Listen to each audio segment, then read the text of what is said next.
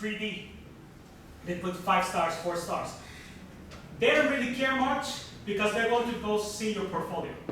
But my recommendation, try to avoid certain words or keywords that may make you seem like if you were inexpert or something. Okay? As I said, brag about it, fake it until you make it.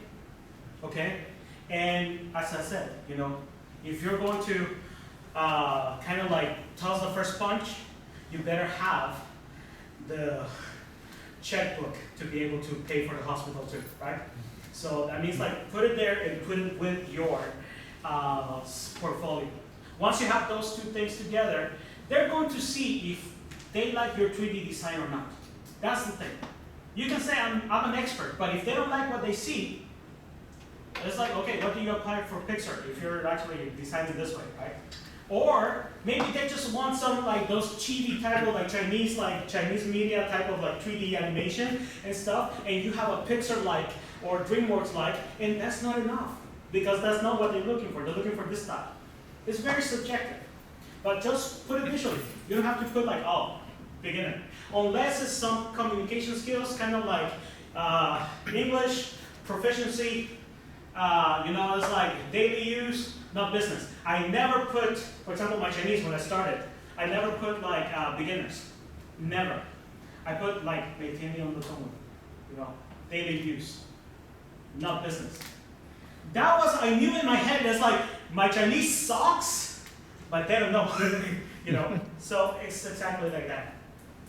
Questions? Okay, we have 2. Kennedy, wait for me. Cheryl.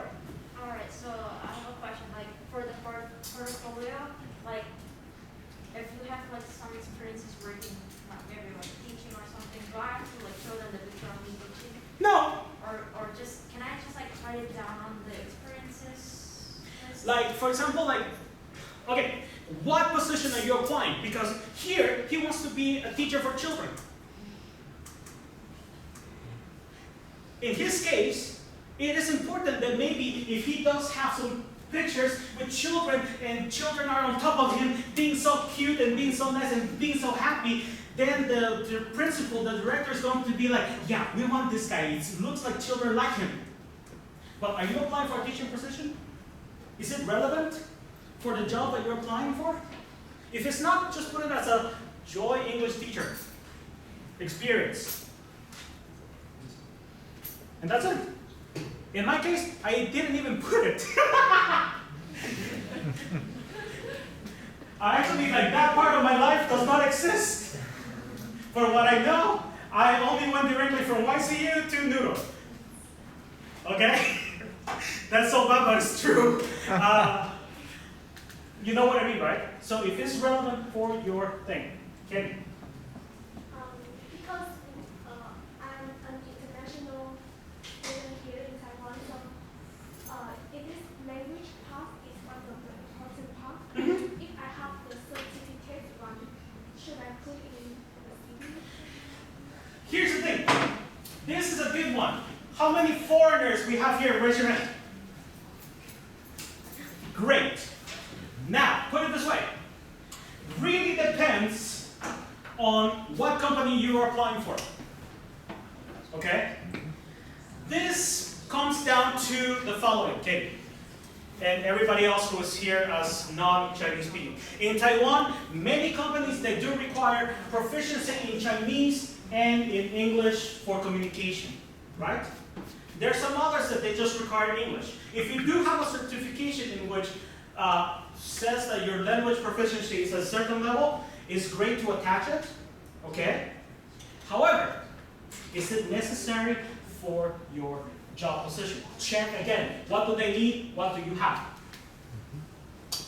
Some applications for certain positions, they will ask you for everything, including your death certificate. So you're going to need to give like a small portfolio like this, very heavy, and bring it to YCU to apply. I'm not saying anything. But some others, they just care about the first 2 pictures. So what does the job require? For example, yes, let's say that as a foreigner, they require Chinese.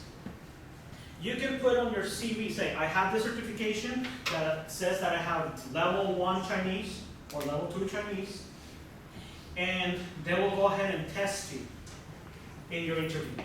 That's what's going to happen. That's the reality. How do I know this? Let me put a quick example. When I applied for YCU as a student in my Tashuibun, when it was like my bachelor's, I put in my application, because back then YCU was not bilingual, it was just Chinese.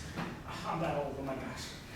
And back then, the department I applied, Information Communication, they call me and they say, literally, we're going to have an interview, everything is in Chinese, we're not going to speak to you in English and stuff. And they got me there because I had a certification from Shida. Level 3. Supposedly by then I'm supposed to be able to read newspapers. Right? I wasted my time at Shida because I was partying. So I didn't learn anything, but I had the certification. So what happened? They came, they called me, they actually made an interview in Chinese. They asked me to write a paragraph, and literally, if you know this famous teacher in IC, Chan Shimi, he was there, he made the interview with me, and he looked at me directly and said like, well, your Chinese sucks. Literally, I mean, I love him so much, he was always direct with me. Your Chinese sucks, and none of the teachers will do their classes in English just for you. So you have two choices right now, and you tell us. We're willing to accept you if you're willing to go through the process and learn Chinese and don't ask for help, or go to Minchuan. I had the balls to say, I'll stay. I cried my first semester, you have no idea. But that's what's going to happen. So as I said, if you're going to throw the first punch, you better have the paycheck to pay for the hospital, right? That's the thing. So depends on what you're applying for and if it's a big requirement, okay? And make sure you do have it back. Last question. Okay. I have a question, and I know this kind of Yes. Okay, so Yes. I had a job interview, and they will ask me question. What if they ask me, what's your department doing? Because we are English Energy Communication. No. I know.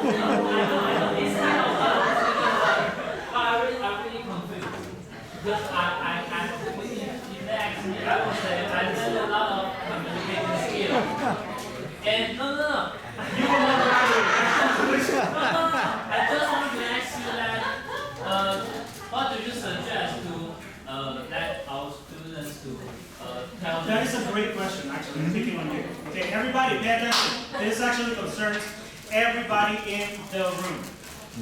When they ask you, so what does SE now, I was like EBSE or IBSE do? Well, it's a bachelor's, yes, in communication, but think about the stuff that you've been learning. They're preparing you for you to be able to do PR management. That means all kinds of marketing campaigns, copywriting, etc., etc., etc. Designing, of course, anything that has to do with marketing and visual design. And the most importantly, they're actually preparing you for what the big trend right now is in 2023, which is global communication. This department is actually very unique in one sense. Everybody thinks like, oh, I don't know what the heck we're doing. Actually, the biggest skill that you can have, and this is skill-wise, this is what you need to know. But the biggest skill, this is for everybody else. The biggest skill you can have at any job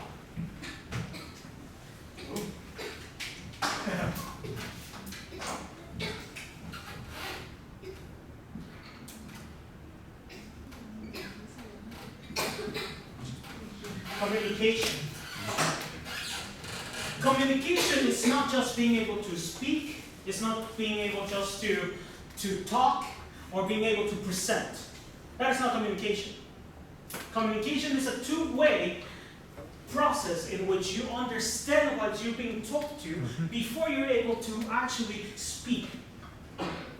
Right now, let me tell you, the biggest skill I actually have to have for my job, even if it's a high rank paying job that I do marketing and everything else, is the communication I have with my clients all over the world in different languages.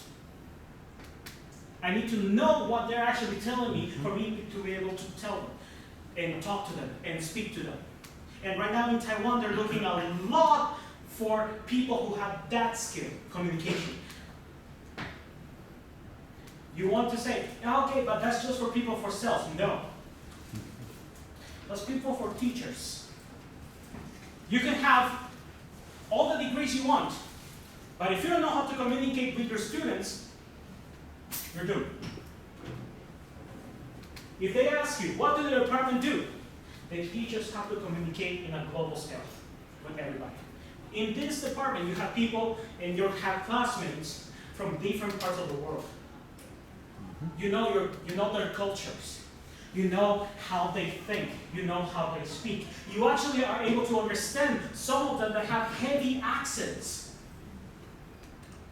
That's a skill that you think it comes natural because it's your environment. Not everybody can. Most people, if they speak with somebody that only has like American accent, they're okay, no problem. You know, like Russell Peters. Think about Russell Peters. Like, you're a big fan, right? What is his biggest skill? Why is he making so much money? He knows a lot of culture. He knows a lot of culture, and he knows how to communicate. And he knows how to deliver those jokes in different cultures. Yes. The same joke. So it's the same thing. You can deliver that product, that photography that matches that culture, that video. You know how to edit it so it will fit this one.